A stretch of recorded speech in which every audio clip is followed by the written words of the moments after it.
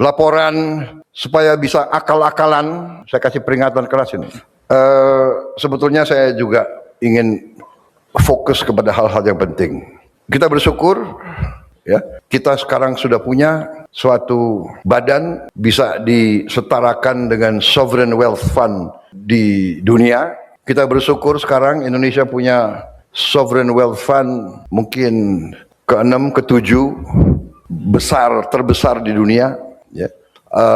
Kita juga bersyukur bahwa manajemen 1 tahun ini sudah membuktikan bahwa dengan manajemen yang baik, dengan pengelolaan yang baik, terutama dengan will yang benar, ya, dengan political will, dengan jiwa yang benar, hasil sudah kelihatan. Saya dapat laporan, mudah-mudahan ini laporan benar. Jangan main-main lagi dengan saya, laporan palsu, laporan menyenang-nyenangkan, laporan supaya bisa akal-akalan. Saya kasih peringatan keras ini.